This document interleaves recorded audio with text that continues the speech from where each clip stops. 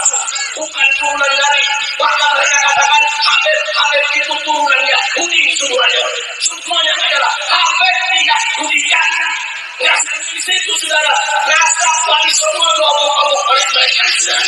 Nasab Wali Songo dan bermarga As-Sakah, turunan Imam Ubaidillah Ibn Ahmad bin Isa Al-Muhajir ilallah, di mana Wali Songo adalah Ba'alwe, Wali Songo adalah Zuriyatul Rasul, Wali Songo adalah Habaib. Di pokok-pokok mereka punya rasa kurang ajar tidak? Kurang ajar tidak? Rasa Ba'aliyah aja kelompok-kelompok sudah ada rasa Wali Songo.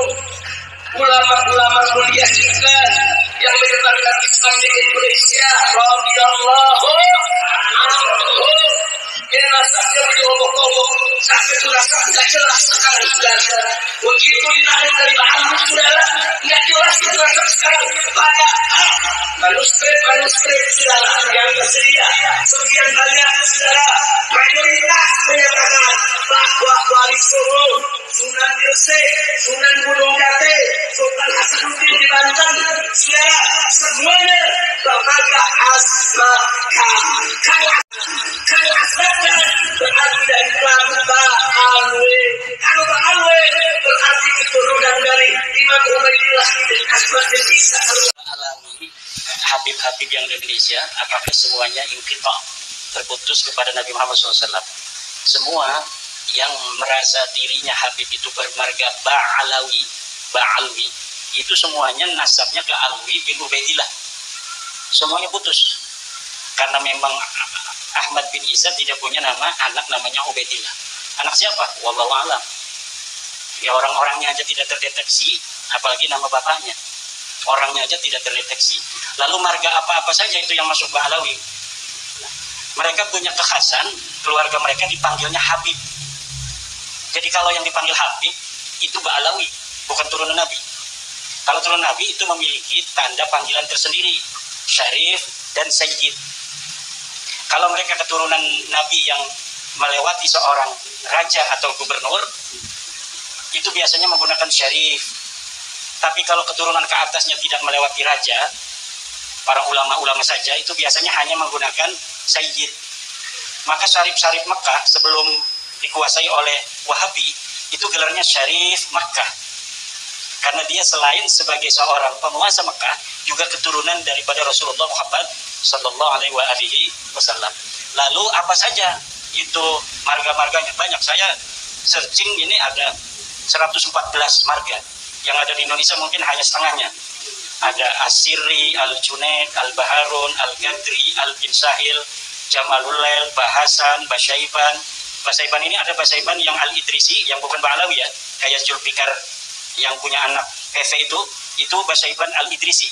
Ada Basaiban Ba'alawi, ada Al-Habsi, Al-Syatiri, Al-Jufri, Al-Kaf, Al-Bait, Al-Bilfaqih, Al-Jabhan, Al-Dualani, Al-Ghaizah, Al-Ba'ali, Al-Hamil, Al-Kenaiman, Al-Bar. Tuh, Ahmad Al-Bar tuh yang bisa nyanyi rock itu Ba'alawi itu. Asy-Syarwi, Al-Hayyid, Al-Khamur, Al-Bahdak, Asy-Syarim, Al-Ba'mar, Al-Hakam, Al-Bahri, Al-Qasasi, Al-Rakhelah, Al-Bakriyah, Al-Babduna. Banyak sekali. Tinggal dicari yang Ba'alawi. Pokoknya setiap Ba'alawi itu dia bernisbat pada Alwi bin Ubaidillah, yang mengaku sebagai keturunan Ahmad bin Isa. Ahmad bin Isanya ini telah terkonfirmasi kitab-kitab sejarah dan kitab nasab, dia seorang turunan Nabi. Wafatnya 345. Maka Ubaidillah ini keturunannya di abad 9 mengaku bahwa Ubaidnya ini keturunan dari Ahmad bin Isa. Pada zaman Ahmad bin Isa belum ngaku. Jadi ngakunya itu setelah 550 tahun wafatnya Ahmad bin Isa. Kalau ngakunya di abad itu nggak mungkin diterima kan, karena anak Ahmad bin Isanya marah. Tapi dengan berjalannya waktu, semakin menyebar itu keturunan Ahmad bin Isa, kesempatan orang untuk mengaku keturunan siapa saja itu kan terbuka. Masalahnya terbukti tidak secara data sejarah dan data nasab, itu saja. Kemudian mengenai pertanyaan selanjutnya, Wali Songo nasabnya ke Ba'alawi bukan? Orang-orang Ba'alawi Habib mencatat dalam kitab mereka seluruh Wali Songo keturunan Ba'alawi. Itu pada tahun berapa? Baru pada tahun 1984.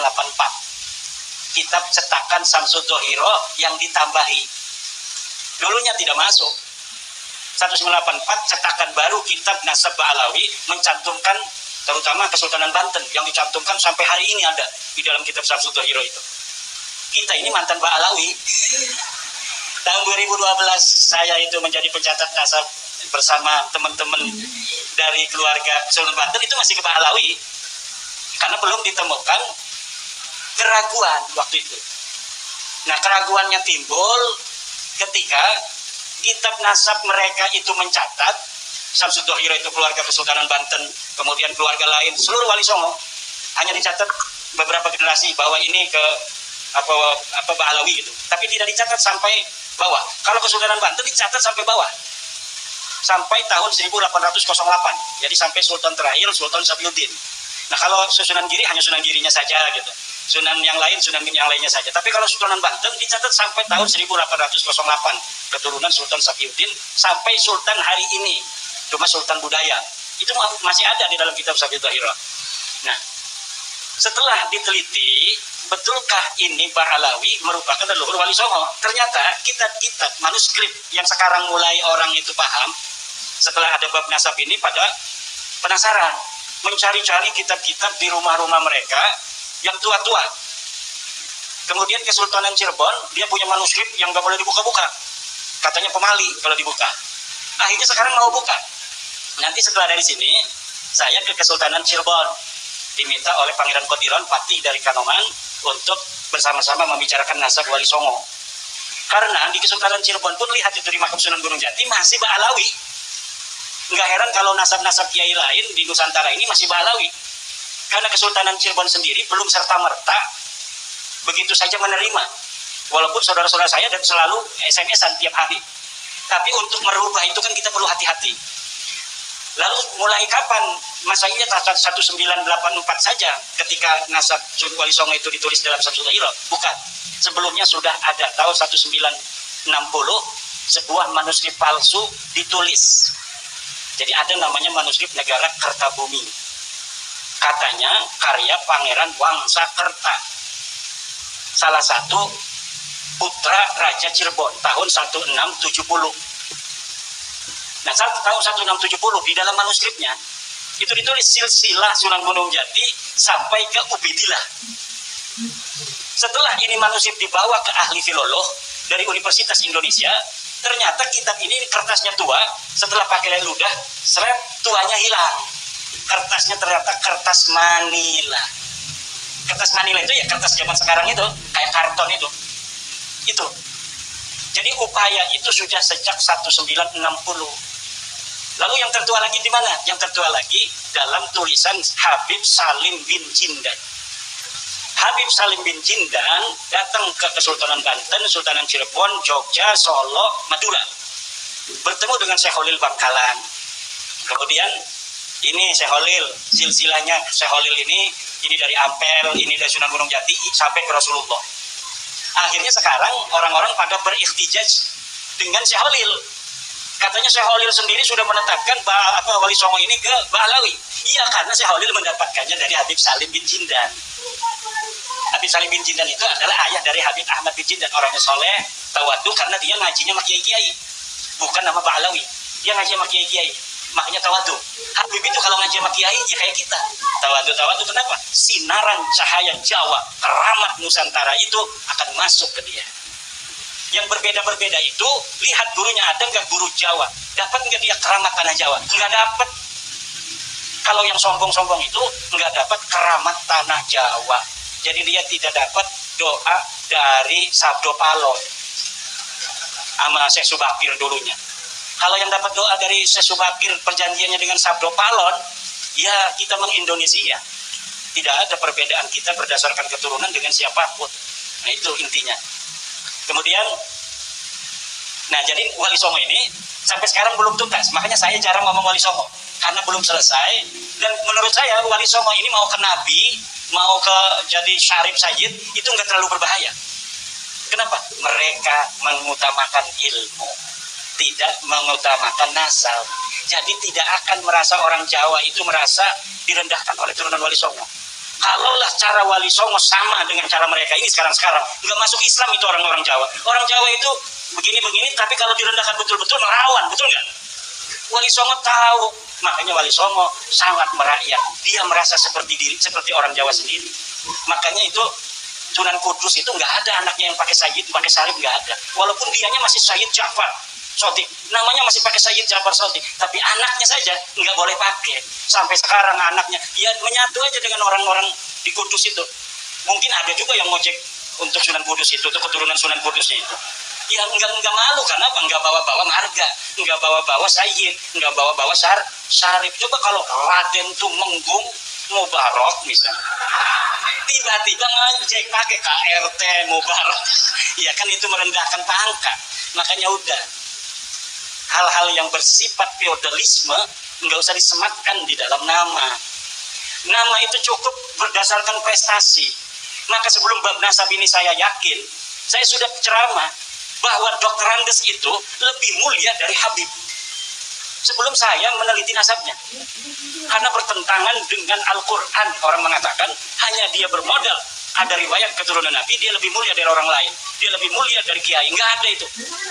Sarjana lebih mulia dari Habib, lebih mulia dari Raden, lebih mulia dari Tubagus, lebih mulia dari Kanjeng Raden Tumenggung. Kalau pangeran sendiri, pangeran anak raja, dia tidak lulus SD. Ada orang biasa tukang kolektor, dia adalah S1, lebih mulia tukang kolektor itu yang anaknya jadi S1 daripada raja yang menurunan pangeran yang tidak lulus SD aja.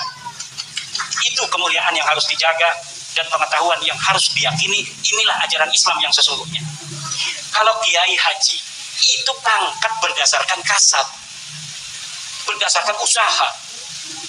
Usaha itu harus ditempelkan agar orang lain ingin berbuat yang sama, menuntut ilmu yang luar biasa sehingga dia bisa berpangkat KH. Ada KH, kiai haji, ada HK, hampir kiai. DRS, SE, IR itu mulia. Taruh itu di nama. Kenapa? Supaya banyak orang mencontoh. Siapa saja bisa untuk menggapainya kalau dia mau kerja keras.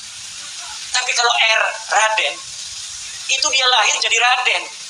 Apa yang dibanggakan, orang dia nggak kerja apa-apa, pangkatnya R kok. Maka saya nggak pernah pakai RR. Itu ada di YouTube pakai KHR. Orang yang nulis itu mah. Saya tidak pernah pakai RR. Kenapa? Malu-maluin apa yang dibanggakan dari R. Seperti kita ini mukanya begini, ya dari lahirnya begini, dari Allahnya begini. Kita nggak mesen begini, nggak usah bangga-banggain karena hidungnya mancung. Walaupun saya mancung, saya nggak bangga.